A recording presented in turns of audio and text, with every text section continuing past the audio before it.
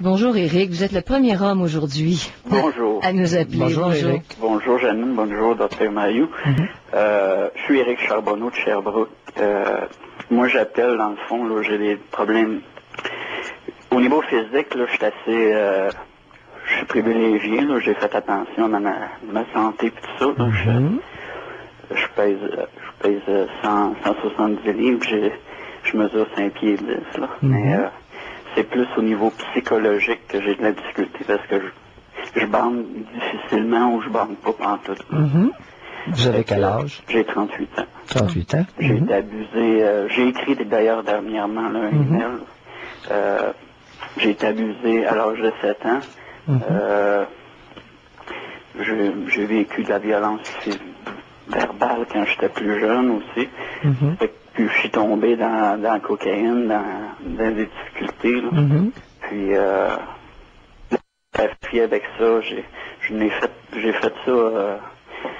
Je m'en suis sorti, ça fait presque 6-8 mois. Là, je suis encore en thérapie. Qu'est-ce que vous voulez dire, j'ai fait ça? Ben j'ai tombé dans ce vice-là. Là. C'est-à-dire? La pornographie avec la cocaïne, puis tout ça. Oui, mais je comprends pas. Vous achetiez de la pornographie ou si vous faisiez des films porno? Non, j'achetais. J'achetais ou je regardais à la télévision, là, tu sais, puis j'ai grandi avec ça. Pornographie adulte ou pour enfants? Adulte. Oui. Même tout jeune, là, c'était... j'ai découvert des photos de mon père, là, dans le bureau à mon père, ça fait que... J'ai commencé très jeune, là, parce que j'ai pas eu de mère. Là. Ma mère est partie. Il y avait quoi sur ces photos-là? La photo de sa conjointe. Qui n'était pas votre mère? Non, c'est ça. Puis qu'est-ce qu'il y avait sur cette photo-là? Elle était nue, sur le lit. J'étais à la recherche, tu sais, d'une mère, découvrir c'est quoi une femme, là. Mais, quel lien qu'il y a avec votre incapacité, votre impuissance sexuelle? Ben... C'est un peu ça que je recherche parce que j'ai quand même fait pas mal de thérapie là, au niveau de la toxicomanie et tout ça. Mais j'ai beaucoup de difficultés à aller chercher de l'aide à ce niveau-là. Lâchons l'aide, là. Oui. Conjointe nue du père. Votre belle-mère. Oui. OK, de voir votre belle-mère à poil, ça vous a fait quoi?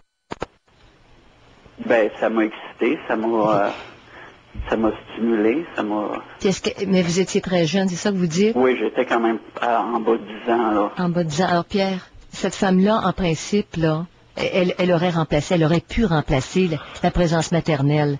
Et là, elle l'a jamais fait, là. Elle l'a jamais fait.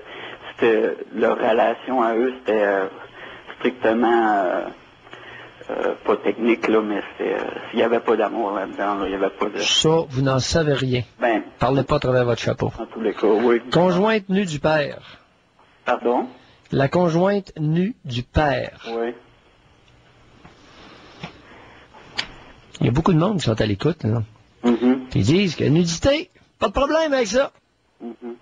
Alors vous, la nudité de la partenaire du père, ça vous a fait quoi? Ça vous a excité? Oui. Ça vous a stimulé? Qu'est-ce que vous voulez dire par là? Ça m'a excité, ça m'a stimulé. Ben, c'est difficile de retourner si loin en arrière, là, mais... Là, vous avez juste 38 ans, faites un petit effort, là, vous aviez 10 ans. J'en ai fait des efforts, justement. Oui, écoute. Et c'est le genre d'événement où on se rappelle très bien comment on se sent. N'est-ce pas? Je pourrais pas dire. Oui. Quand on découvre la photo nue de la compagne de notre père, là, il y a des maudites bonnes chances que... Je pense que c'est là que j'aurais pu avoir commencé à me masturber. Bon, merci. Oui. Merci. C'était excitant. L'image était excitante. Oui, on commençait à se masturber sur l'image nue de la partenaire du père. Oui. Oh! Mais qui aurait pu être notre mère, qui aurait pu jouer ce rôle-là, Pierre, hein? Ça fait quoi, ça, dans le développement de la sexualité du petit garçon? Très foqué. Merci. Très foqué. Merci. Ça fait une personne... Ouais, c'est ça. Ouais. Très foqué. Ouais, ça part mal la patente. Parce que ça a beau pas être notre mère biologique, c'est la compagne de notre père. Puis là, on se crosse sur l'image nue de la compagne de notre père. La photo, l'avez-vous gardée avec vous? Non. À quelle fréquence vous alliez la revoir? assez régulièrement, je pense. De quel âge à quel âge? Jusqu'au moment où j'ai tombé dans la pornographie, ça pouvait aller jusqu'à 12 ans, 11, à peu près. Alors, de 9 à 12 ans, pèlerinage régulier dans le bureau de votre père? À peu près, oui. Combien de fois par semaine, vous souvenez-vous, quand vous alliez voir la photo? Au moins 4-5 fois, là. Minimum? Pour ne pas dire à tous les jours, puis peut-être même plus? Exactement. Oui. Puis après, ça a glissé. Dans vos thérapies, aviez-vous examiné? Excuse-moi, je n'ai non. J'ai dit après, ça a glissé sur le vers 12 ans. Non. En me faisant faire un retour en arrière comme ça, c'est vraiment, là, je le vois plus, là, c'est... Mais, Ben non, ça a jamais quitté ça. Il peut pas s'unir charnellement avec une autre femme. Écoute, pendant 4 ans, il s'est crossé sur la photo de l'image nue de la compagne du père. En avez-vous trouvé une plus belle depuis? Non. Ah non. Ben non. Ah non. Même dans la pornographie, oui. C'est ça que j'allais dire, parce que vous mentionné... Il n'y en a pas une qui vous a accroché comme celle-là? Non. Non. L'image était... Qu'est-ce que vous avez dit? Vous avez mentionné, je viens d'allumer sur, ou je viens de... Là, vous me faites voir là, que tout part de là, tu sais. Écoute, on fera pas une thérapie de 4 ans, là? Non. Hein? En 4 minutes, on en a assez pour dire, hey, 4 ans à se masturber sur une photo, on convient-tu qu'on sort pas de là? Hey, à 4-5 fois par semaine, puis 4-5 fois par semaine, là, vous êtes pas généreux, là. J'ai l'impression que vous sautiez pas une journée, puis des fois, là, ça devait être quelques fois dans la journée. Sûrement. Hein? Sûrement. Je me trompe-tu? Non. C'est que... Non, mais qu'est-ce que je fais avec ça, tu sais, c'est... Tu sais, là, avec l'abus, je l'ai dénoncé dernièrement. Non, une chose à la fois. J'ai demandé de l'aide à l'IVAC. Non, attendez un peu. Mêlez pas les choux et les carottes, là. Ben, c'est parce que je veux rencontrer, je veux avoir de l'aide, là. Attendez. L'abus, c'est une chose. Oui. Et ça, le fait d'être resté bloqué, OK, au stade de la masturbation sur la photo, ça, c'est une autre affaire. Ces problèmes-là sont pas reliés, là. Mais l'histoire on peut pas tout mêler ça pour en faire une belle salade, là. Mais c'est arrivé à Pierre, je sais pas si j'en ai manqué un bout, là, mais l'abus, vous l'avez mentionné à 7 ans, mais par qui? Un ami à mon père. Un ami de votre père. En passant, mon père s'est suicidé en 99, là, il s'est tiré. Oui. Il devait avoir une couple de raisons. Oui. Hein? Oui. Puis moi, j'ai failli passer aussi. Oui. Non, il y a des affaires, regardez, Éric, au moins là, alors là, on a commencé à faire des liens un peu, parce que c'est bien évident que... Et ne serait-ce que pour passer le message, s'il vous plaît, pourriez-vous être délicat, non seulement dans vos rapports intimes, mais dans vos rapports familiaux? Votre derrière, votre pissette et votre paire de tétons, pourriez-vous garder ça pour les adultes? Les enfants, là, c'est pas pour eux autres. Ça fait pas partie de leur éducation sexuelle. Tu sais, vos films porno de la famille, là, intrafamiliale, là, non, ça se garde pas dans une maison où il y a des jeunes enfants. Tu sais, il y a des manques de délicatesse qui se font au Québec, c'est gênant.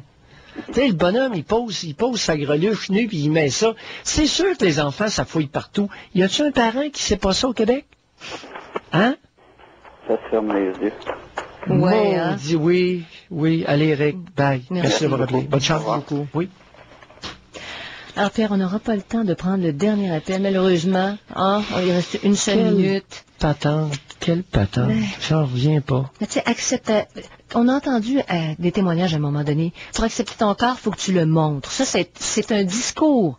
OK, les jeunes, montrer le corps au sein de la famille. On n'est pas scrupuleux, nous autres, on se montre les uns aux autres. Ça permet pas l'acceptation nécessairement de ce que tu es physiquement. Mais c'est ça illustre l'appel d'Éric, là. La libération, tu sais, on se montre tout nu, tout le monde tout nu. Tout le monde tout nu. Les enfants, les parents, tout le monde. Les clubs échangés entre adultes, j'ai pas de problème avec ça. Est-ce qu'on pourrait laisser les enfants tranquilles avec ça?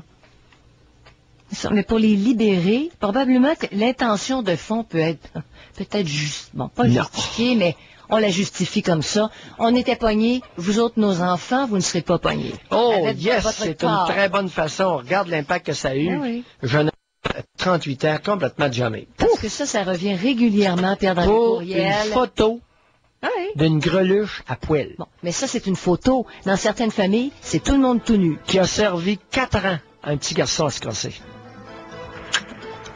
Puis amener les enfants dans les clubs naturistes.